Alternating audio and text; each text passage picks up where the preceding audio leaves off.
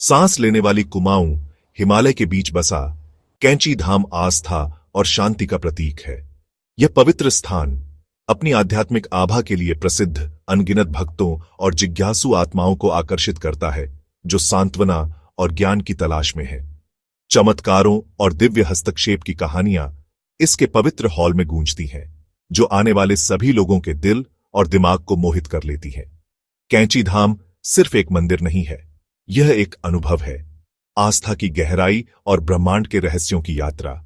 लेकिन इस साधारण सी जगह के बारे में ऐसा क्या है जो इतनी उत्कट भक्ति और अटूट विश्वास को प्रेरित करता है? क्या यह ईश्वर की मूर्त उपस्थिति है या मानवीय आशा और लचीलेपन की अमूर्त शक्ति? कैंची धाम की इस खोज में हम इतिहास, मिथकों और वास्तविकताओं में तल्लीन हैं, जो इस असाधारण आध्यात्मिक गंतव्य को बनाने के लिए अभिसरण करते हैं।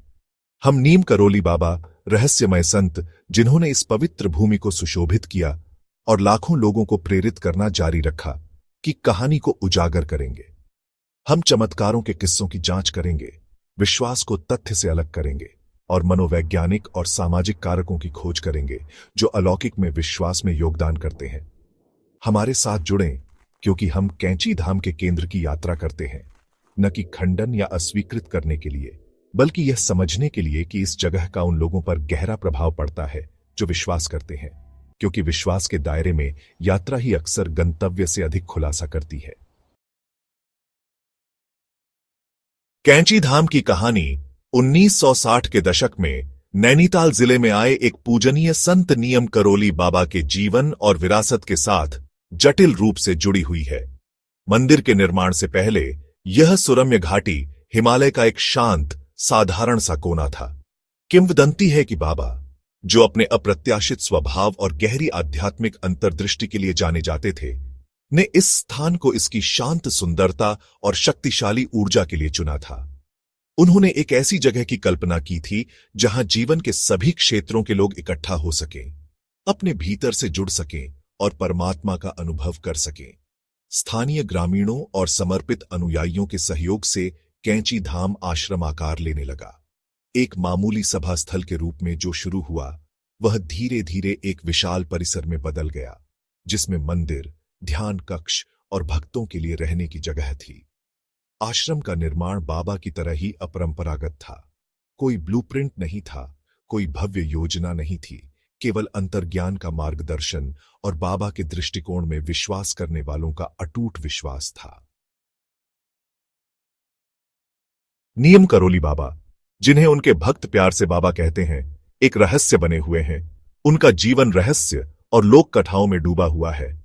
लक्ष्मी नारायण शर्मा के रूप में जन्मे, उनका प्रारंभिक जीवन काफी हद तक अनिर्दिष्ट रहता है, जिससे उनके व्यक्तित्व के आसपास रहस्य और बढ़ जाता है।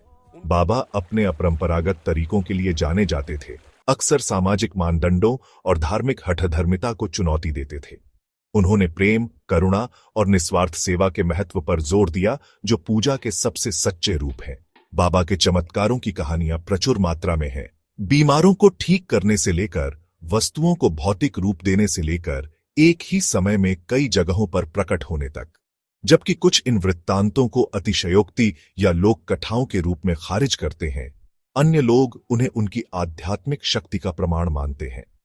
बाबा की शिक्षाएं धार्मिक सीमाओं को पार कर गईं, विभिन्न पृष्ठभूमि और विश्वास प्रणालियों के अनुयायियों को आकर्षित किया। वह प्रत्येक व्यक्ति के भीतर अंतर्निहित अच्छाई में विश्वास करते थे, आध्यात्मिक सत्य की सार्वभौमिकता पर जोर देते थे। कैंची धाम चमत्कारों और दिव्य हस्तक्षेप की कहानियों में डूबा हुआ है, जो भक्तों की पीढ़ियों से चली आ रही है। ये वृत्तांत, जिन्हें अक्सर विस्मय और दृढ़ विश्वास के मिश्रण के साथ सुनाया जाता है, कैंची धाम के अनुभव का एक अभिन्न अंग है। कुछ भक्त चमत्कारी उपचारों का वर्णन करते हैं, यह दावा करते हैं कि मंदिर में की गई प्रार्थनाओं ने उन्हें पुरानी बीमारियों से ठीक कर दिया। अन्य लोग वित्तीय सफलताओं की बात करते हैं, अपनी नई समृद्धि का श्रेय बाबा के आशीर्वाद को देते हैं। हालांकि इन वृत्तांतों को केवल संयोग या प्लेसिबो प्रभाव के रूप में खारिज करना आकर्षक है, लेकिन जिस मात्रा और दृढ़ विश्वास के साथ उन्हें साझा किया जाता है, उसे अनदेखा नहीं किया जा सकता है। ये कहानियां, चाहे उनकी सत्यता कुछ भी हो, विश्वास की शक्ति और मानव अनुभव पर इसके संभावित प्रभाव की झलक पेश करती है। हालांकि इस तरह के आख्यानों को समझदार दिमाग से देखना महत्वपूर्ण है। जबकि विश्वास अच्छाई के लिए एक शक्तिशाली शक्ति हो सकती है, हमारे विश्वासों को तर्क और आलोचनात्मक सोच पर आधारित करना आवश्यक है। भाग 5। जब पश्चिम पूर्व से मिलता है सिलिकॉन वैली की तीर्थयात्रा। कैंची धाम की प्रसिद्धि 1970 के दशक में पश्चिमी तटों तक पहुंची, जिसने साधकों की एक नई लहर को आकर्षित किया, जिसमें प्रौद्योगिकी और व्यापार की दुनिया के प्रमुख व्यक्ति शामिल थे। उनमें से एप्पल के दूरदर्शी सह संस्थापक स्टीव जॉब्स और फेसबुक के सीईओ मार्क जुकरबर्ग थे। जॉब्स, जो उस समय अपने करियर के शुरुआती दौर में एक युवा साधक थे, आध्यात्मिक मार्गदर्शन की तलाश में कैंची धाम गए थे। आश्रम में उनके अनुभव ने एक स्थायी प्रभाव छोड़ा, जिसने उनके न्यूनतम डिजाइन सौंदर्य शास्त्र और अंतर्ज्ञान और रचनात्मकता पर उनके जोर को प्रभावित किया। वर्षों बाद जुकरबर्ग ने अपनी कंपनी में चुनौतियों का सामना करते हुए कैंची धाम की तीर्थयात्रा की, उसी जगह से प्रेरणा मांगी जिसने जॉब्स को मोहित किया था। बाद में उन्होंने अपनी यात्रा का श्रेय उसे स्पष्टता और नए सिरे से ध्यान केंद्रित करने के लिए दिया। जॉब्स और जुकरबर्ग की कहानियां कई अन्य लोगों के साथ कैंची धाम की सार्वभौमिक अपील को उजागर करती है, जो भौगोलिक और सांस्कृतिक सीमाओं को पार करती है। यह अर्थ, उद्देश्य और स्वयं से बड़ी किसी चीज के साथ संबंध की मानवीय इच्छा का प्रमाण है। भाग 6। स्थापत्य, चमत्कार और ऊर्जावान आभा। कैंची धाम का स्थापत्य डिजाइन, हालांकि प्रतीत होता है सरल, एक निश्चित आकर्षण और शांति का अनुभव कराता है। मुख्य रूप से पत्थर और लकड़ी से निर्मित मंदिर परिसर प्राकृतिक परिवेश के साथ सहजता से मिश्रित हो जाता है, जिससे सद्भाव और शांति की भावना पैदा होती है। मुख्य मंदिर, जो हनुमान बंदर भगवान को समर्पित है, जो अपनी ताकत और भक्ति के लिए पूजनीय है, आश्रम के केंद्र बिंदु के रूप में खड़ा है। इसका रंगीन अग्रभाग जटिल नक्काशी से सजा हुआ हिंदू पौराणिक कथाओं की जीवंतता को दर्शाता है। कई भक्तों का मानना है कि मंदिर का स्थान रणनीतिक रूप से इसके सकारात्मक ऊर्जा भंवरों के लिए चुना गया था। उनका दावा है कि कैंची धाम में प्राकृतिक शक्तियों का संगम प्रार्थनाओं को बढ़ाता है और आध्यात्मिक अनुभवों को बढ़ाता है। हालांकि इन दावों का समर्थन करने के लिए वैज्ञानिक प्रमाण मायावी बने हुए हैं। कई आगंतुकों द्वारा अनुभव की गई शांति और शांति की स्पष्ट भावना को नकारा नहीं जा सकता है, चाहे वह स्थापत्य डिजाइन हो, प्राकृतिक परिवेश हो या दोनों का संयोजन हो। कैंची धाम में शांति की एक निर्विवाद आभा है। भाग 7। विश्वास की शक्ति और मानव लचीलापन। कैंची धाम की स्थायी अपील न केवल इसकी रहस्यमय आभा में है, बल्कि उन मानवीय भावनाओं में भी है जो इसे जगाती है। ये विश्वास की शक्ति, आशा की ताकत और प्रतिकूल परिस्थितियों में मानव आत्मा के लचीलेपन का प्रमाण है। कई लोगों के लिए कैंची धाम आशा की किरण का प्रतिनिधित्व करता है, एक ऐसी जगह जहां वे अपने दुखों को दूर कर सकते हैं, सांत्वना पा सकते हैं और जीवन की चुनौतियों से निपटने की ताकत पा सकते हैं। तीर्थयात्रा का कार्य, किसी पवित्र स्थान की शारीरिक यात्रा करना, एक गहन रेचक अनुभव हो सकता है। चमत्कारों की कहानियां, चाहे वास्तविक हों या कथित, आराम और प्रेरणा प्रदान करती हैं। हमें परिवर्तन की क्षमता और प्रतीत होता है कि दुर्गम बाधाओं पर काबू पाने की संभावना की याद दिलाती है। वे अर्थ और उद्देश्य के लिए हमारी जन्मजात इच्छा का दोहन करते हैं, अकठनीय को समझने के लिए एक रूपरेखा प्रदान करते हैं।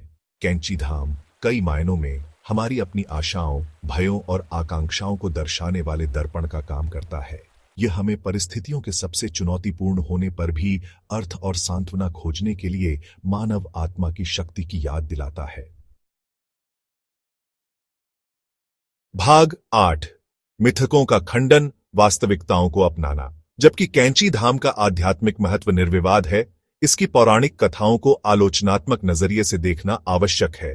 तर्क रहित अंधविश्वास एक फिसलन ढलान हो सकता है जो अंधविश्वास और शोषण की ओर ले जाता है।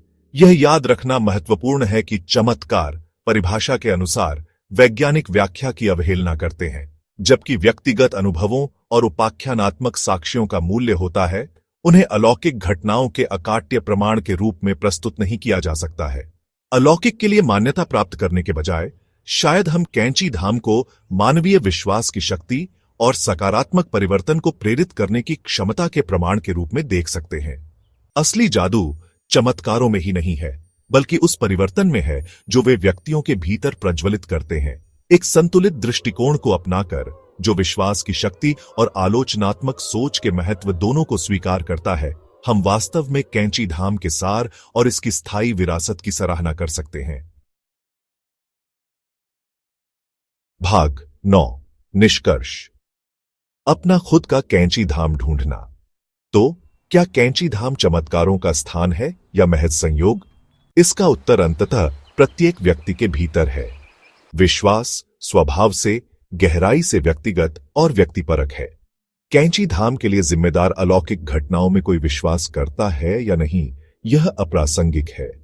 इसका असली महत्व उन लोगों पर पड़ने वाले प्रभाव में है जो यात्रा करते हैं, शांति और आशा की भावना को प्रेरित करते हैं और सकारात्मक परिवर्तनों को प्रज्वलित करते हैं। शायद असली कैंची धाम कोई भौतिक स्थान नहीं है, बल्कि मन की एक अवस्था है। हमारे भीतर एक जगह है जहां हम अपने भीतर से जुड़ते हैं, सांत्वना पाते हैं और ताकत और लचीलेपन के अपने भंडार का दोहन करते हैं। हम सभी को अपना कैंची धाम मिल जाए, जो शांति, आशा और प्रेरणा का स्थान हो, चाहे हमारा विश्वास या पृष्ठभूमि कुछ भी हो। क्योंकि जीवन की यात्रा में अक्सर अर्थ की खोज होती है, न कि गंतव्य जो वास्तव में मायने रखता है।